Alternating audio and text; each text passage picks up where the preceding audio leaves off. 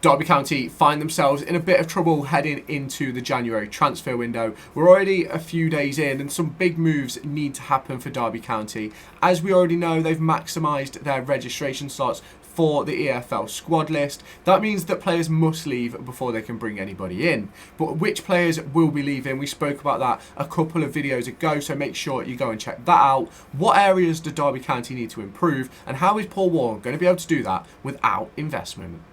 Now, if you have not done so already, make sure you hit that subscribe button down below and turn on that notification bell to stay tuned for all of my latest Derby County content heading your way across the course of this January transfer window. We've obviously got player profiles coming your way and news breaking every time Derby County make a transfer or a sale. We'll have a video dropping, so make sure you're here. Now, as we look at the depth chart for Derby County, you can see the problems that will be a mountain. The amount of players we have makes it really difficult to bring in new players without upsetting somebody with unregistration and things like that. The likes of Sonny Bradley, the likes of Tawanda Chiwa, the likes of Connor Washington and Tom Barkhazen may all be potentially looking for moves away from the club in this January window. Tawanda Chiwa hasn't really made the impact that he needed to make as a lone player at Derby County. Despite some big promise when coming through the door, he's not quite put in those performances which really show that he deserves a first team place in this club. Tom Barkhazen and Connor Washington are two players who have rarely featured for Derby County, obviously Barkhazen more than Connor Washington, and a player, Corey Blackett-Taylor, who Derby County signed for the first transfer fee since around 2020, and then ultimately he hasn't been able to hit the heights. We spoke about those players in a lot more detail a couple of videos ago, but these are all players who need to be moving on for Derby County to be able to strengthen their team. In my opinion, looking at this depth chart right now, Derby County needs strength in depth in the left back position, in central midfield, up front and on the wings, and there's loads of players who I've identified and the DET have identified as well, the Derby Evening Telegraph.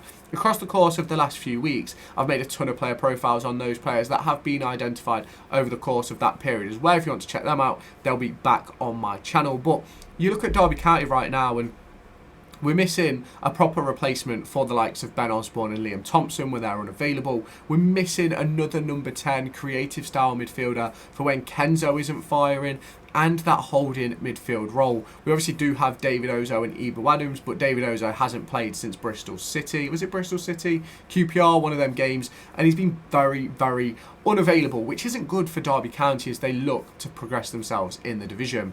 We go to the left back position now, where we have Callum Elder and Craig Forsyth, and in my opinion, despite both players being steady in the Championship, I certainly believe we need someone who is younger and going to push both to the absolute limits and maybe even take that position. There's a lot for Derby County to do and for Paul Warren to do, especially within the centre-back area. We look at the options that we have in there: Erin Cashin, Curtis Nelson, Nat Phillips and Sonny Bradley. But Derby County need more. They need more athleticism, they need more pace, and they need more ability in that centre-back position. Phillips, Cashin and Nelson have all been really, really good players, but there's still more that Derby County need in that area because Phillips will be moving on at the end of the season.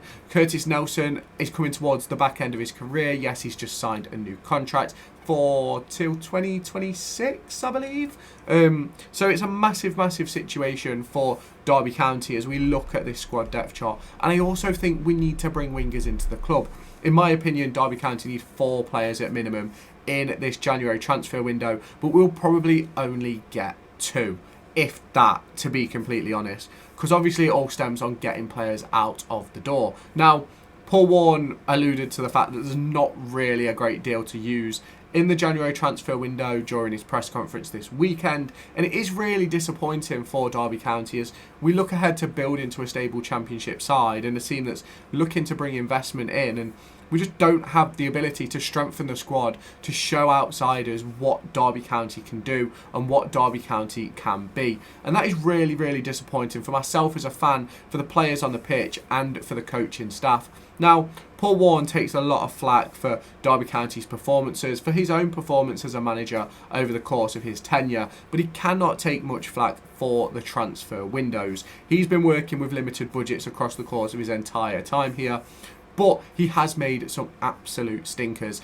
One being Corey Blackett-Taylor, one which needs to be sorted quickly, because I think Corey Blackett-Taylor has had some amazing moments for Derby County, but ultimately that's all you can have when you're not getting much game time. And for me, him as well as Dejan Brown can have their moments and things like that, but if they're not going to be able to play regularly, they need to leave. Whether it be loan spells or permanent deals, they need to leave to play football. It's the best thing for Derby County for us to recoup some cash and bring in some extra players, whether that be loanies or permanents. And we know heading into the summer that the summer is going to be an absolute ginormous window when you look at the players that are out of contract. Just looking at this depth chart now, you've got 2 strikers in Collins and Washington, you've got a winger in Tom Barkhazen, you've got a midfielder in Liam Thompson, as well as the 2 loanees of Chiwa and Harness, obviously the loanee of Yates as well.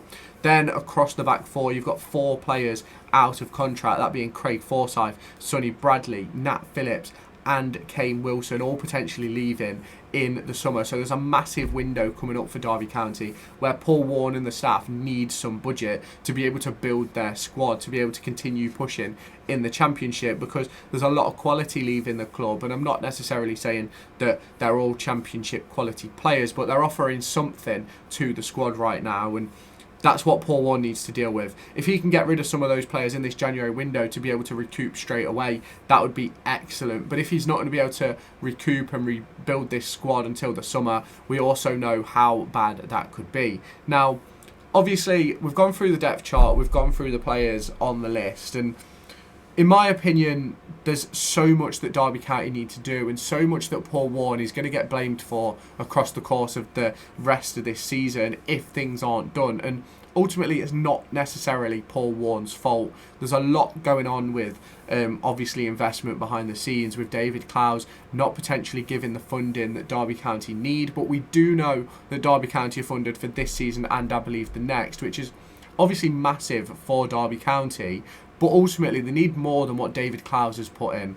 I personally don't believe Derby County anticipated getting promoted so quickly. I think they expected to be in League One for 3 or 4 years, which was the norm for the likes of Ipswich Town, Sunderland, Plymouth, everyone else who's been down there. It's not common that you get back within the first couple of years, let alone within the second season after coming out of administration. And that's something which Paul Warne and Derby County and David Clowes have all had to deal with.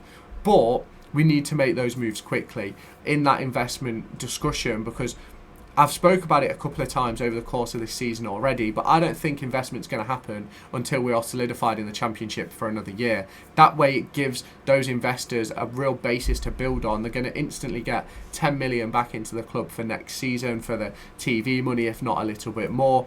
And we're also then going to be able to build on what we've got, and you're 46 games away from the promised land of the Premier League, which is a minimum £100 million, even if you get relegated straight away, and then you've got the parachute payments as well. So it's one of those for me where Derby County heading into this transfer window are in a really, really difficult spot because they need improvements, they need signings, and players need to leave. But Paul Warne doesn't seem to have the money in the coffers to be able to make that happen. Will he be able to make it happen? Let me know your thoughts down in the comments. David Clowes has a lot to do for Derby County. He's been the saviour so far, but can he help Derby County stay in the Championship? Let me know your thoughts down below. Hit that subscribe button, turn on that notification bell, and I'll catch you in the next one.